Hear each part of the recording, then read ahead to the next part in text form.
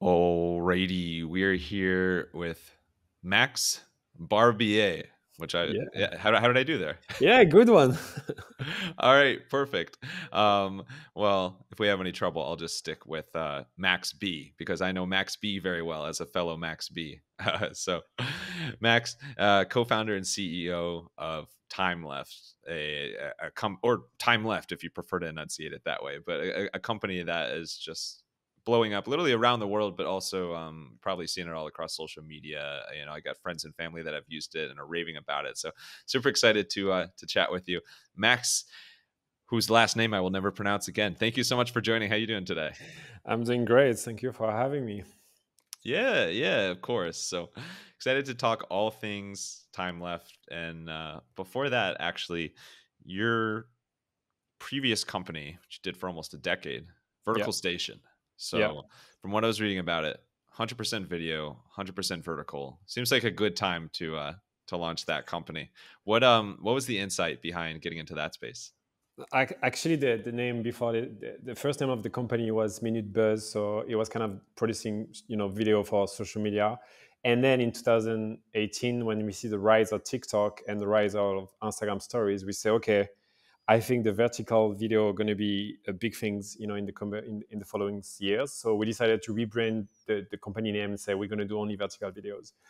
And in 2016, it was actually a website, and in 2016, we decided to become only videos and only social. So it was kind of a trying to be ahead of the curve.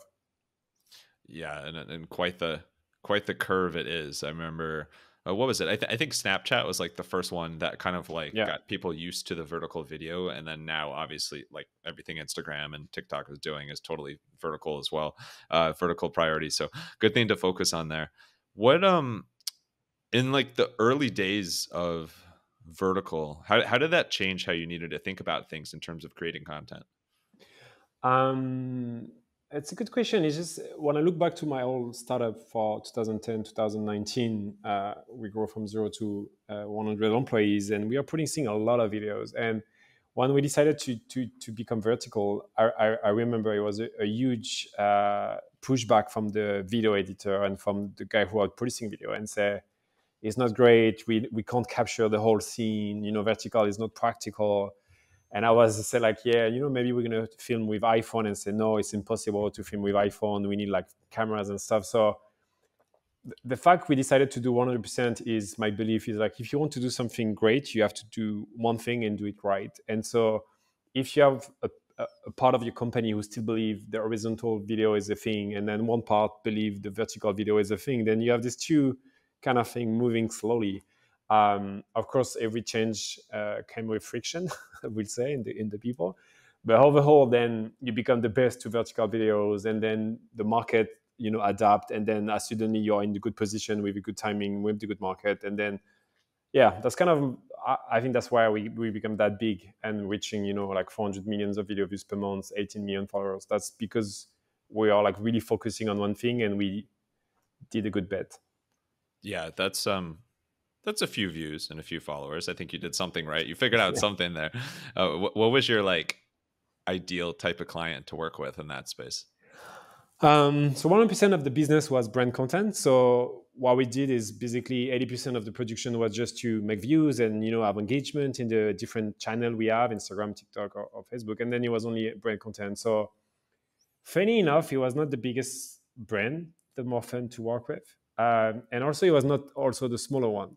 So I think what we said. I was thinking about this last time. Is like it's really hard to find a good clients in the sense that it's really hard to find a clients who match what you know how to do. And most of the time, you try to get these clients because it's a nice brand, but it's going to be a shit show, or you're like, oh, this is good money, and so you take the clients. But yeah, it was really hard to find someone who trusts what we do. But most of the time, it was like startup like us, with a bit of money who kind of understand what we do.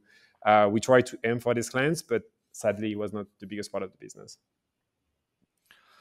So let's talk more vertical video. No, I'm just kidding.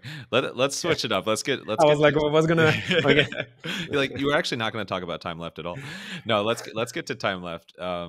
Obviously, so you got kind of got your sea legs under you from the business standpoint and growing a business from that previous stop, and many stops along the way. But I think right now you're on you've created something that's got tons of momentum and in creating really kind of like making waves in the culture and becoming a thing, and kind of like Wednesdays becoming a thing, which is all the way, by the way, very close to my heart, because we release new episodes of this podcast every Wednesday. So there's something about that Wednesday And we have that the I same think. name.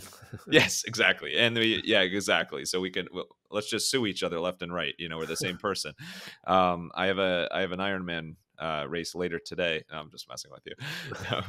But so Time Left, for anybody who is not familiar with it yet, what would you say is like the one line of like what makes Time Left different from any other kind of social experience type thing out there? Um, the first thing that came to my mind is, as when I look to what we are doing at the moment, there is still something I feel magical. Who just keep, think, I'm like, wow. I think is the fact we created something who can be used in 280 cities around the world by people from 20 to 82 years old on the same product on the same night, doing the same thing.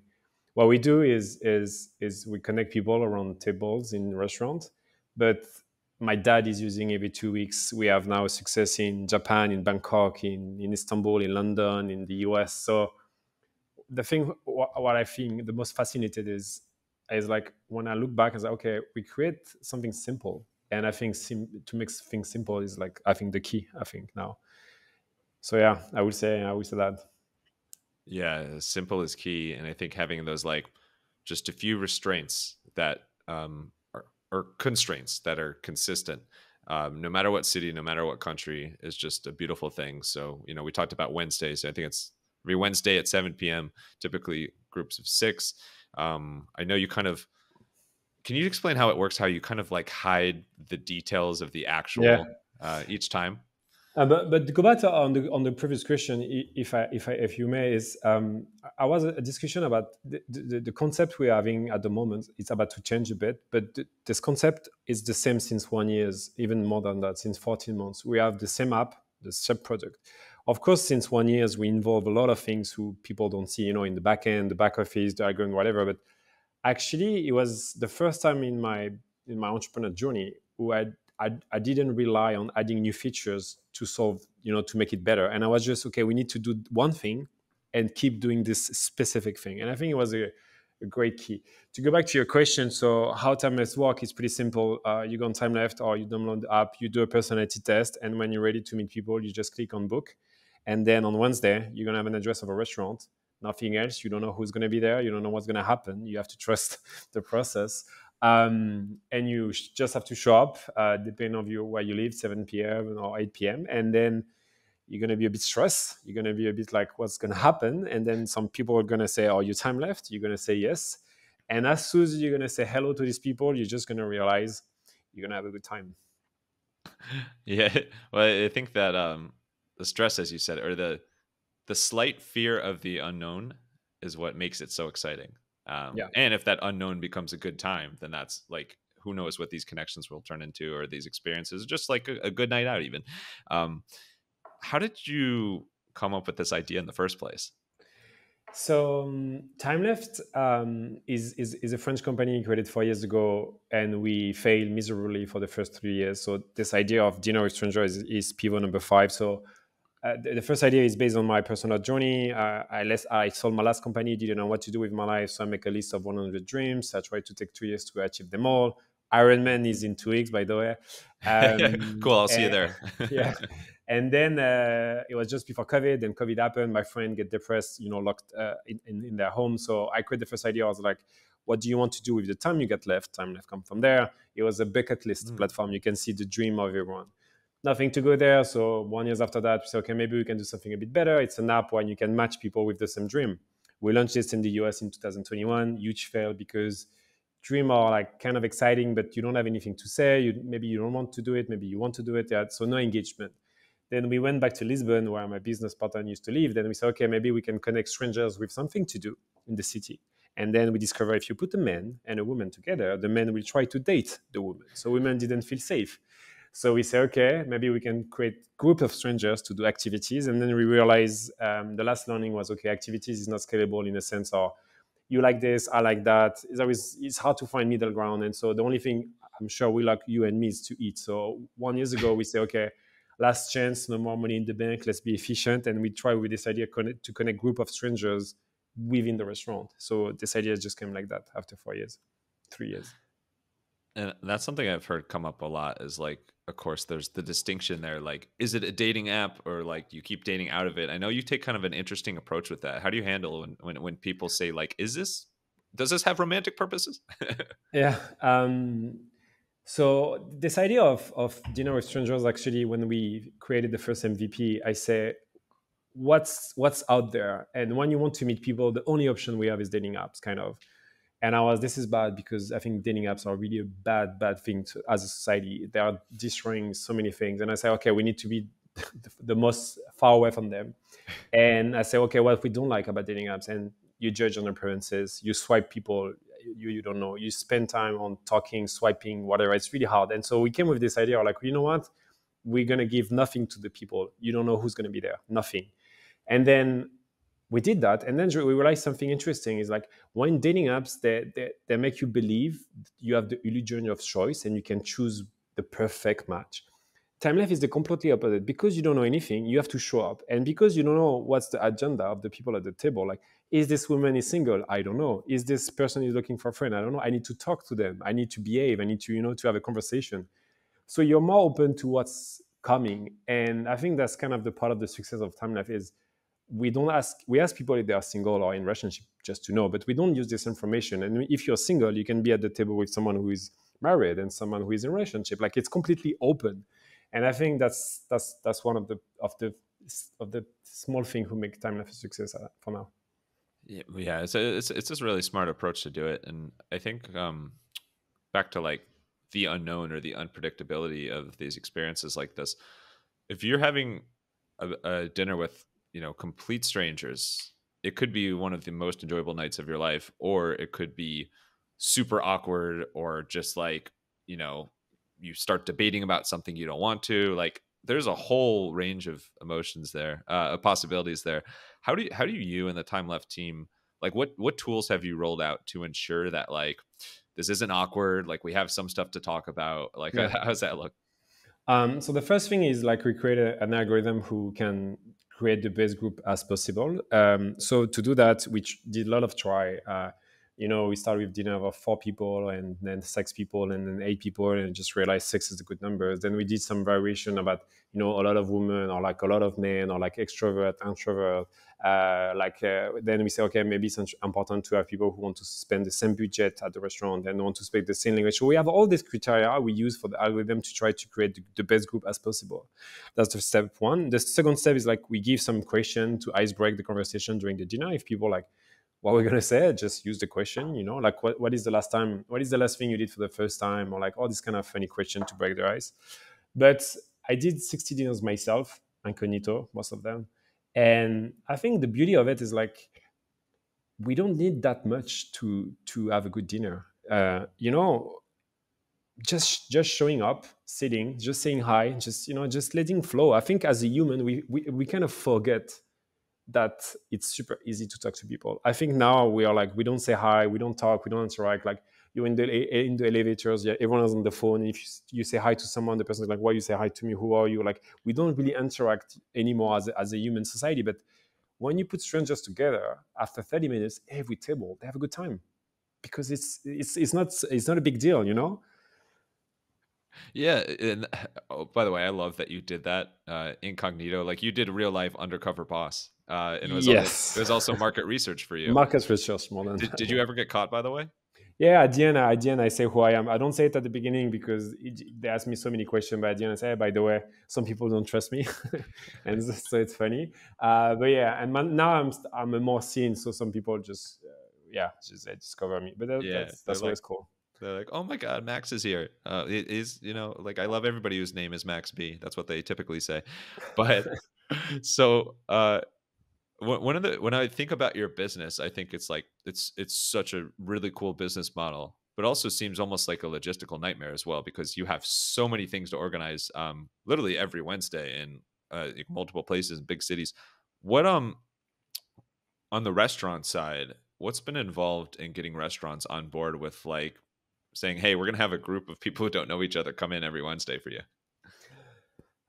So that's the beauty, I think, of the model is like first our business model is not on the restaurant side. For now, it's on the user side. So people pay us a ticket or membership to participate, and then we send them to the restaurant, and then they behave like normal clients. They share the bill, they Mm. pay what they want. But I think the beauty is this: is like, let's say you're owner of a restaurant, and I'm just gonna call you and say, "Hey, can I have two table of six?" That's the only thing. And you're going to say, of course. And I say, okay, one table is time left number one table is time left number two. When there's just show up, just can you put one in there and one there? Yeah, cool. And then we do that. And then at the end of the experience, people can rate the restaurant and give a score. And if the restaurant is great, then we call the restaurant back and say, you know what? People like what you do. Can I have two or three table of six for the next 2 months? Yes, my sir. Let's go. So the restaurant operation is not that much complicated it look like because we don't negotiate menu, we don't have hostess, or like we don't participate in every restaurant location, right? So it's way more scalable than people think. What's your process like for But don't actually? try it. But don't try it. We have enough competition. Yeah, yeah, exactly. Hey, if you ever need, food tasters, taste testers for potential restaurants, I'm just going to throw my name into the hat there, Yeah.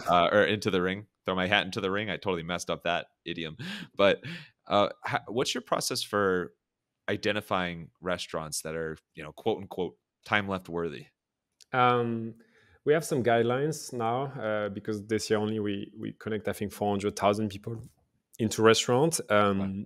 So we're not looking for fancy restaurant. We're looking for like a really cool restaurant with a certain price range, location, not too noisy, with no live music, who accept credit cards. So there is a bunch of things, and then of course we have some minimum. So we want like 4.3 in Google reviews. We want like a bit of pictures online so we can see what's up. So to give you an example, tomorrow we're going to have 16,000 strangers having dinners in the same time in 1,400 restaurants in simultaneously. Most of the restaurants, we've never been into it. So we don't need any food testers. We just rely on the fact the people who already go there give the good reviews so we can trust the feedback we can already see online. I think that's also part of the success of Timeleft is like, of course we don't need anyone in the restaurant because it's not humanly possible to have all these people everywhere. Yeah, it is. Wow. So you're juggling a lot of balls because that's a ton of people. That's a ton of restaurants. A lot of planning you have to do. By the way, how did you decide on Wednesday as the day? Why? What's your opinion on that? Why do you think we choose Wednesday? I love Wednesday because the podcast comes out, but also I've always thought of Wednesday as kind of an interesting time of the week because I mean, they call it hump day. It's the true middle of the week. It's like Yeah. you're right in between the start of the week where everybody's like Monday back to work, and then the end of the week everybody's got all their weekend plans. My guess is that Wednesday was a more like traditionally open day for people going out to dinner. So Yeah. maybe that works best for people getting together. It doesn't mess up their weekend. Yeah, it's exactly this. It's really a good mix for the restaurant and for the users. So for the restaurant, it's a great day. Is not too busy. Of course, for restaurant, Monday will be better, but then you go on the user side, and Monday is too soon. So, Right. and then they discover this expression, the hump day. But yeah, there's actually this. Wednesday night you can go out. Monday you're like, I don't know. And so a lot of people ask me, oh, you should do like Friday or Saturday. It's way more cool. Yes, but you have already so many things to do, so you don't need me actually. So that's why we really want, and we stick to the Wednesday because the vision we have is we want to recreate something, as you said at the beginning of the podcast, is Wednesday is to meet people. Like it's every Wednesday. It's not Thursday or it's Wednesday. We are Wednesday. Time left, it's Wednesday. That's what we believe. And now we have some people who travel and they try to land on the Wednesday morning. So on the Wednesday night, they can just quickly meet people. So that's great. Yeah, yeah. I love it, and I feel like because there's left stuff on Wednesday night, it's like a real branding opportunity for you. Like if it's known as the time left night, for people. Yeah. Actually, how would you describe your ideal client? Like who's going to get the most out of this So something customer? people don't know and always interest people is like, so it's mostly women. So 60 to Hmm. 65% of the participants are women, like heavily women. And the more the older generation, the more women we have. The target for now, by definition, is like 30 to 45, 50 years old, I will say. Mostly women. And also the typology of user is different. Back to the previous thing we are saying, is because we don't ask what people want. That's why we have so many different interests. We have people who are looking for love, that's for sure. We have also people who are like new in the city, people who are, I'm 40, my friend get kids, and now suddenly you don't see them anymore, so you want to still going out. People who say, I'm busy, I don't, I just have something planned in my week every week. That's, I just, don't forget it. That's my time left night. So we have a lot of different agenda around the table. But yeah, most of the people, they are really craving for human connection. Seriously, it's, what's really make me sad when I think about it is like the success we have in so many different cities around the world just show like the loneliness is it's a thing. People talk about it, but that we can feel it really heavily at time left. Yeah, well, it's a beautiful thing you're doing, and yeah, like we've heard time and time again how this epidemic of loneliness, of how it is hard. Like, obviously, smartphones, technology, social media, like, has been great in a lot of ways, but also the amount of times that we're just staring at our phone, even if we're technically watching a show and sitting on the couch and looking at our phone instead, or being Yeah, being antisocial. I think it's a miraculous thing that you're doing, as you get people to come out of their shell, to actually have real conversation, to actually look up from their phone. And then, people always say that, like, one of the best kind of natural highs, or just kind of warm, fuzzy feelings you have, is like if you're at a dinner party and just have a great conversation, great meal with a group of people, like especially like a group of six, for example. Um, yeah. it's wonderful what you're doing. Thanks. Uh, Yeah, my pleasure. Looking back so far at this time left journey, I know you mentioned the first 3 years you failed miserably and failed miserably and failed miserably, but obviously you're starting to figure something out. You're doing some things right. Besides kind of striking gold with that focus on human connection, the opposite of loneliness. What else would you say has driven the growth of time left so Mm. far? Um, so what make the success of this year is we started with Lisbon and Paris at the end of last year. So for the first 3 4 months, we are only in two cities, and then we just felt okay, something is there, people like it, but that's not big enough, and we're gonna be running out of cash in 6 months. And so we say, okay, we quickly need to find a way to scale this and to be able to open new city without having to be in the city. And I think that's one of the things who save us is like we became way more bold to just fucking do it. So let's do Spain, let's do UK. Oh, let's try Brazil, even if we are from France. And so we went really crazy in a sense to be bold enough to just open as many cities as possible, as quickly as possible, without thinking, is it possible or no? And so we open one city every day, almost since the beginning of the year. That was, I think, one of the key success. And the second thing is, I just realized now, but I didn't know at the time, is the power of the concept is so strong we don't have to change it. So the time left concept is the same in Bangkok, is the same in Istanbul, is the same in London, is the same in New York, and is the same in Los Angeles. Completely different cultures, completely different countries, but exactly the same thing we do. Because what we do is really simple. We just send people to the restaurant. So that's why I think the success is this, is like a really simple way to scale. And of course, the fact we rely on the restaurant to provide the experience, so we don't have to organize anything, we don't have to manage anything. Yeah, yeah. If you think about it that way, like, you're almost like this great curator, but also the actual experience is, you partnering with so many different restaurants, and then to your point, from their standpoint, it is like a normal group of six coming in. Like, nothing has to be crazy different from that standpoint. So it's really brilliant. Like, it's inherently scalable what you're doing. I do have to ask though, um, opening a new city every day, going all around the world like that, like, you personally, how the hell in the world do you like sleep or have any downtime? uh, so the team grew pretty quickly. We went from four on the first of the year we are 4 people. Now we are 68, close to 70. So we of course now hire like a bunch of people and great people around the world. We have, I think, 20 nationalities across like 11 time zone. So we have people everywhere. That's one.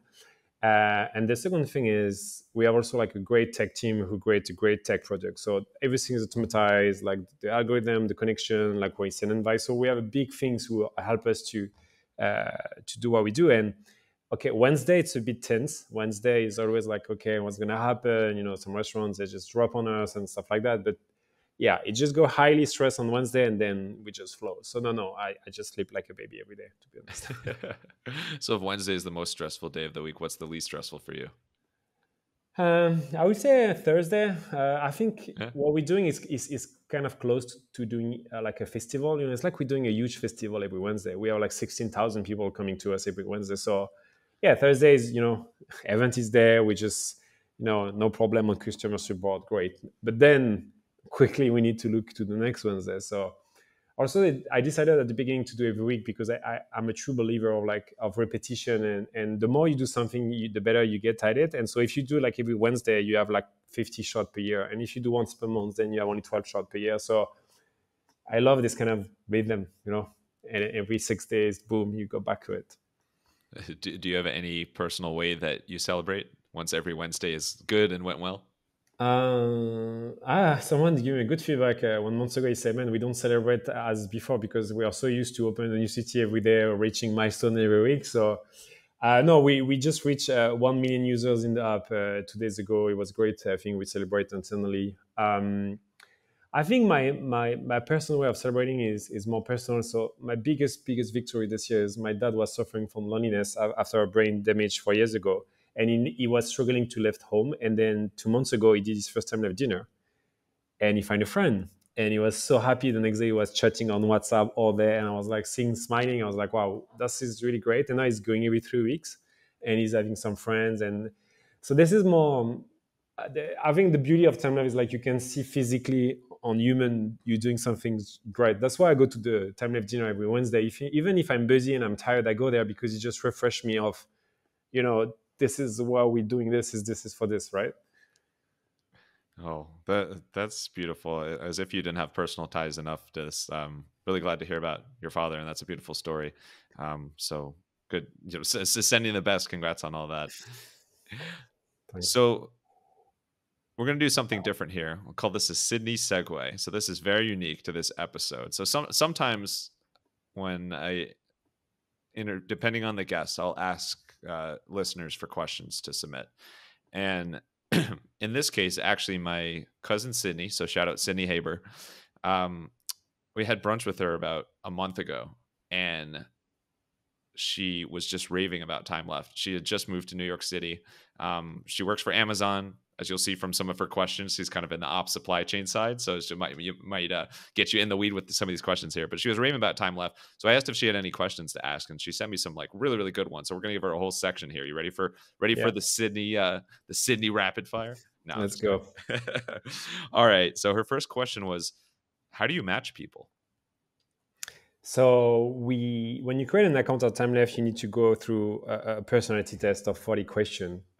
Are you a morning person? Are you a night person? Do you like this kind of food? Do you want to talk about politics? Yes or no? So we kind of define kind of a personality profile from you.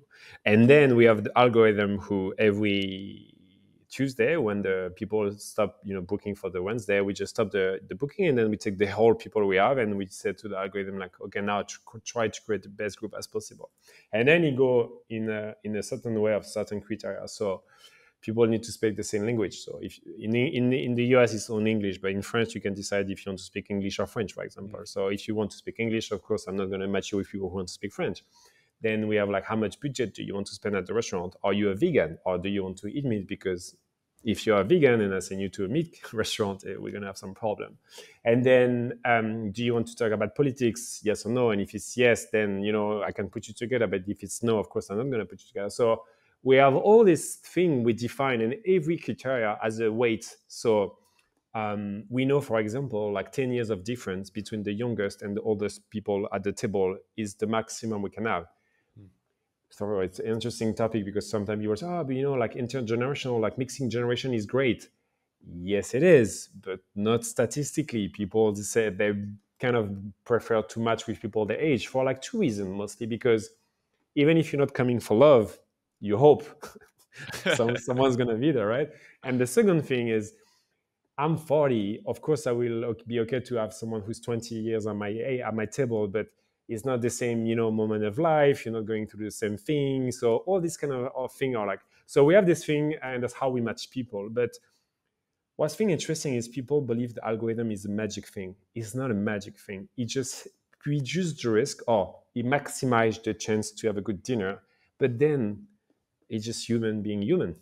And trust me, if you put human who are like okay to meet strangers in a public space, on a group, in a restaurant, you have a good dinner. Well, that would actually be a really, really interesting social experiment if you did a dinner sometime where everybody spoke a different language. Just see what happens. Like if nobody knew English, if nobody knew any of the same languages, it would be. I'd be really curious to see what happens there. But that's a brilliant. You can kind of see the creative process for the algorithm there. All right, her next question is, at least so far, what is the rough percentage of like one-time users versus members? That's a good. That's a VC question. So the thing I can say is 60% of our business is made on subscription. So most of the people take the subscription. Most of the people come 1.5 to 2 times per month. So yeah, and we have a lot of people who take tickets when we are new in the city, so they don't really know what's up and who is Timeleft, so they choose to take the tickets, the single ticket to try. But as soon as they switch to going 2 times per month, usually they switch to membership. But now some people really, really believe Timeleft is kind of like the gym app or the meditation app. Is an app you just keep because it helps you to just nurture your social life in a sense. Well, I appreciate that. Well, I think when Sydney asked these questions, when she gave these questions to me, she was just on a roll, sending me text after text, and I'm just like, well, I can tell your ops background, I can tell your operations background. So who knows? Maybe in addition to that, she has a future as a VC as well. But all right, and then she also wanted to know what city or country or even region has been the most successful so far in your eyes. So we are in 62 countries. US is our biggest market, biggest launch, biggest growth, biggest everything. I think partly because loneliness maybe is a bit intense in the US, but also because it's a huge country, right?